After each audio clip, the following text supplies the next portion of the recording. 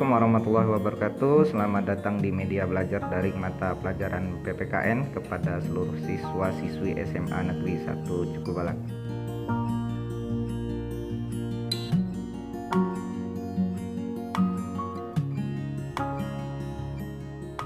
Dalam kesempatan yang berbahagia ini, kita akan membahas bab 1 nilai-nilai Pancasila dalam kerangka praktek penyelenggaraan pemerintahan.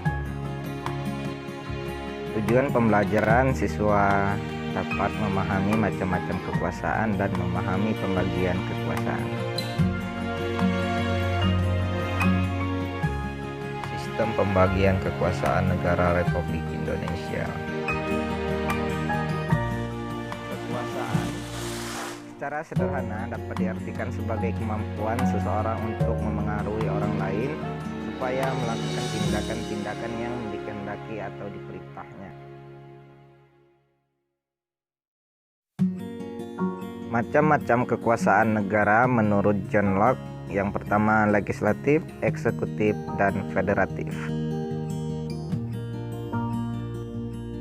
Sedangkan macam-macam kekuasaan menurut Montesquieu dibagi menjadi 3, legislatif, eksekutif, dan yudikatif.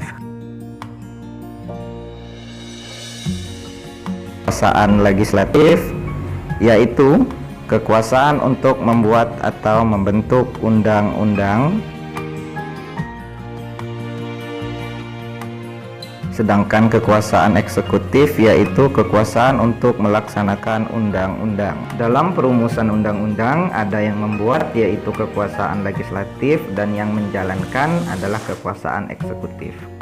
Kekuasaan yudikatif yaitu kekuasaan untuk mempertahankan undang-undang ataupun kekuasaan untuk mengawasi daripada pelaksanaan undang-undang. Kekuasaan federatif yaitu kekuasaan untuk melaksanakan hubungan luar negeri. Demikianlah tadi macam-macam kekuasaan. Sekarang kita masuk pada pembagian kekuasaan di Indonesia secara horizontal dan vertikal. Kekuasaan secara horizontal ada 6, konstitutif, legislatif, eksekutif, yudikatif, eksaminatif, dan moneter.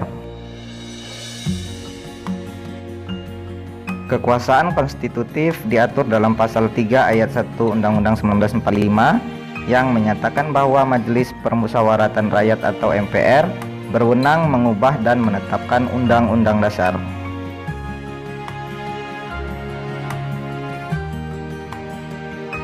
Kekuasaan eksekutif diatur dalam pasal 4 ayat 1 Undang-Undang 1945 yang menyatakan bahwa Presiden Republik Indonesia memegang kekuasaan pemerintahan menurut Undang-Undang Dasar.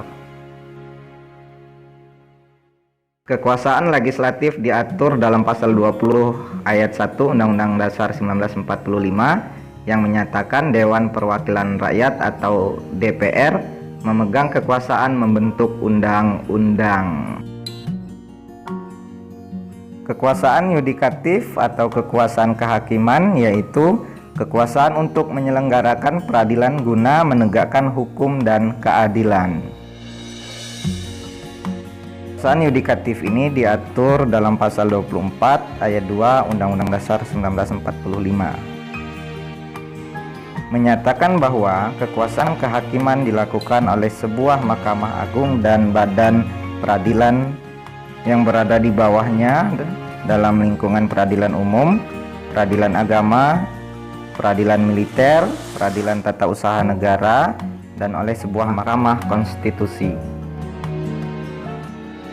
Kekuasaan eksaminatif diatur dalam pasal 23E ayat 1 Undang-Undang Dasar 1945 yang menyatakan bahwa untuk memeriksa pengelolaan dan tanggung jawab tentang keuangan negara diadakan satu badan pemeriksa keuangan yang bebas dan mandiri. Kebijakan moneter diatur dalam pasal 23D Undang-Undang Dasar 1945 yang menyatakan bahwa negara memiliki suatu bank sentral yang susunan, kedudukan, kewenangan, tanggung jawab, dan independensinya diatur dalam undang-undang. Pembagian kekuasaan secara vertikal. diatur dalam pasal 18 ayat 1 Undang-Undang Dasar 1945. Menyatakan bahwa Negara Kesatuan Republik Indonesia terdiri atas daerah provinsi, dan provinsi itu dibagi atas kabupaten dan kota, yang tiap-tiap provinsi, kabupaten, dan kota itu mempunyai pemerintahan daerah yang diatur dengan undang-undang. Demikianlah pembahasan tentang macam-macam kekuasaan dan pembagian kekuasaan. Sampai bertemu kembali, nantikan di pertemuan yang